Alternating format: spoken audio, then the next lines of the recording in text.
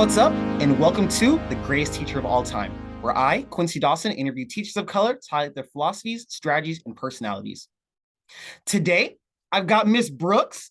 What's up, Miss Brooks? How you doing? Hi, I'm doing fine. How are you? Yeah, I'm good. I'm good. Thank you so much for being here, man. I was seeing your cool stuff that you're doing on Instagram with all this education, little projects. I just want to have you on for this. Yes, I'm so excited. Ready to jump in. All right, let's do it. So, starting off, again, just scrolling through your page and everything, you have an interesting journey on how you got into education, right? I Like, do. so I think you studied history or something like that, right? Mhm.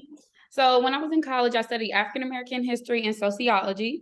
And so I always knew that I wanted to be in education, just not quite sure like how. So when I was in college, I was definitely like, I want to be in ed policy. I want to write some laws, change the world. And I had a mentor that said, like, no, nobody will listen to you if you have not been in the classroom. And so thankfully, like I always have loved being with kids and done a lot of like summer programs and just everything connected to kids because I always loved education. And so it kind of led its way into me being a teacher.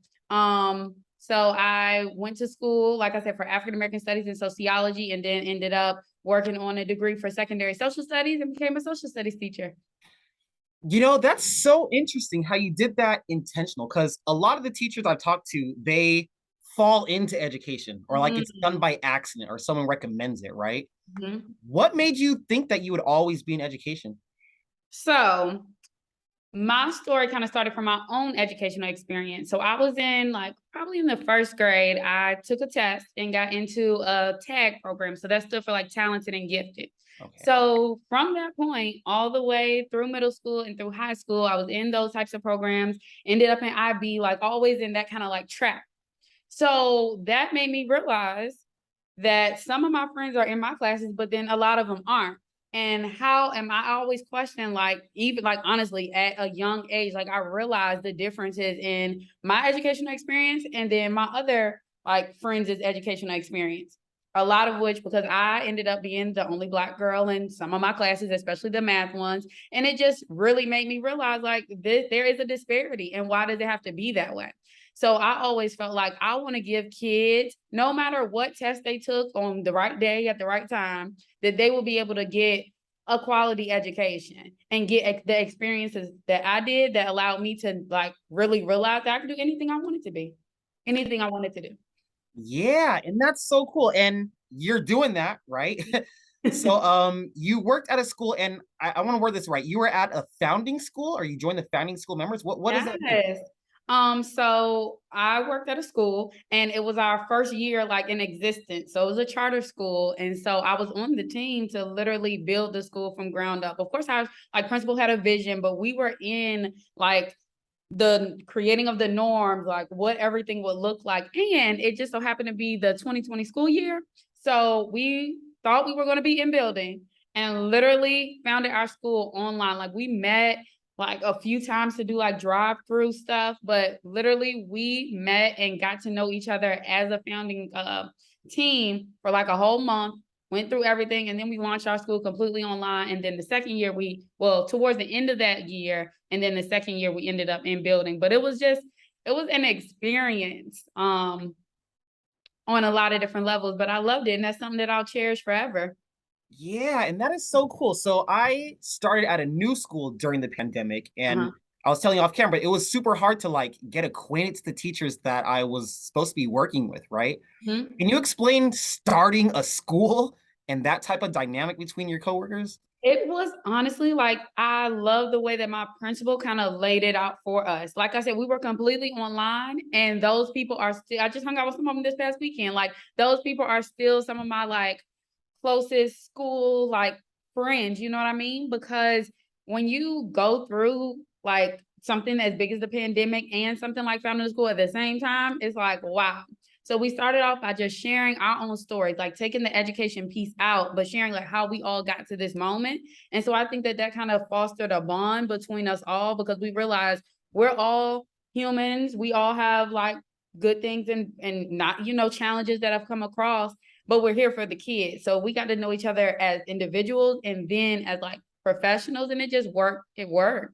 And in that process, a lot of things were going on, I feel like in the summer of 2020, as far as like everything that was going on with the pandemic, but then also with the Black community. And so we opted, I was the only social studies teacher on the team because we only found it with 2 grades, but we opted to create like a Black history curriculum.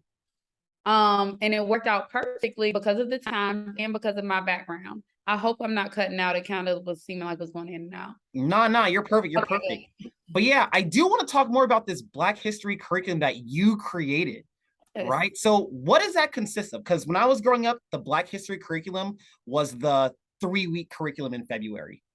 And No, so we ran it the whole year. I planned a full year. Of course, with virtual, we didn't get to the end. You know how it goes when you're teaching, you have a full curriculum, you don't necessarily make it to the end. But we started off just talking about geography and literally where is Africa on the map, starting off with continents and oceans, all the basics, so that we can all get on the same page. And then we talked about like ancient African history, so Ghana, Mali, and Songhai.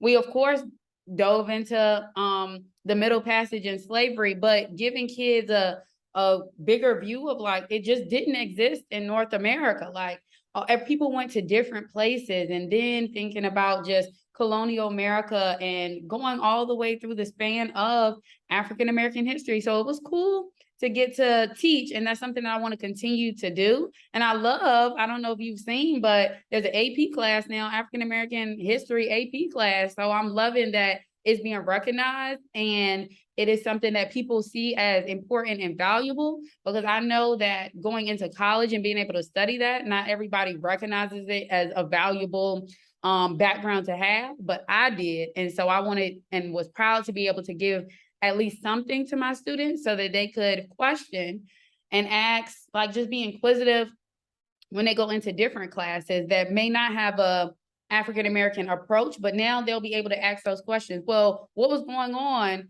with Black people during this time? How did this impact Black people? So you may not take this same class, but I'll hope to instill just questioning of them in whatever they go into. yeah, I like that. I like that. And what grade are you teaching? It's elementary school, correct? I taught 5th grade and I taught 6th grade. A majority of Okay. the time I spent teaching 6th grade, and both of those were in middle school. Gotcha. Yeah, so again with me, my African American history curriculum was the 3 months in February and stopped right there.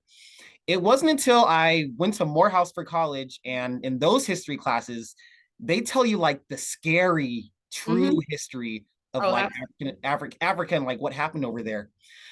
How do you do that balancing act with like elementary school students, like 5th and 6th grade and middle school too? Like, do they know the scary, like real parts of history? Like, how do you go about that? yes. And I think being real with them and being honest with them and finding, of course, like age appropriate videos that get to it, but also don't, of course, show too much, but get them to understand what was going on. I think you have to, because so often in other classes, or just in general, especially the way that things are going now, people will say slavery and they think it was like, oh, this is okay, or it couldn't have been too bad. But it's up to us as teachers to help them to understand, like, no, this was horrible, giving them words to use to explain and giving them really like just exposure to what was going on. And I feel like I had a pretty supportive like coach and principal, so that if it was something I was kind of like, should we talk about this, or is this too much? And we would kind of like figure out, okay, where's the line? So it never was an issue. I think that we gave them enough. Yeah, and I think that's cool how you're saying you give them the language and the tools to like express how they're learning about it or how they feel about it too, right? Mhm.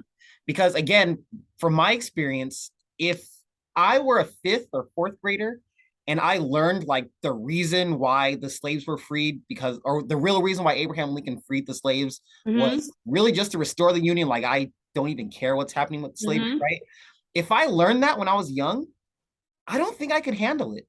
Like I Mm. don't think I had like the verbiage and the way to express myself with that. Mm. Yeah.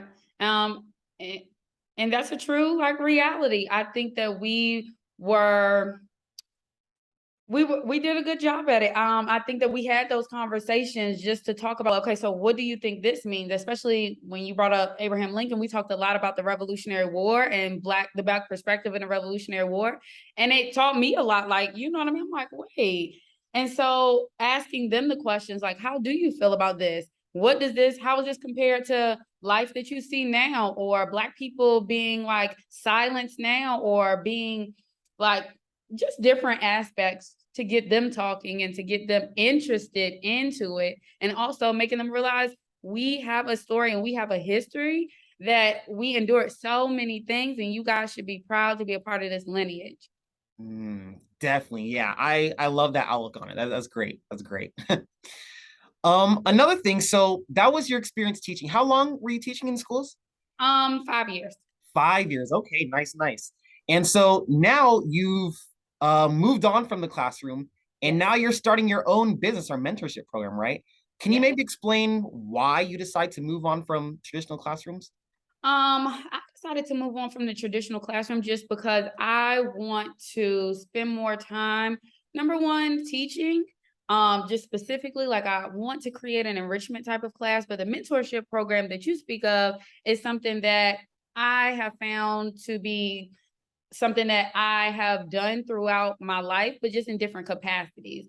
I originally, after I got into the system, wanted to create my own school and become a principal. But I realized that the part about instructional leadership that I liked the most was like the coaching and the mentoring and talking to teachers, as opposed to maybe like the managerial side of the like being a principal. So I like that specific piece.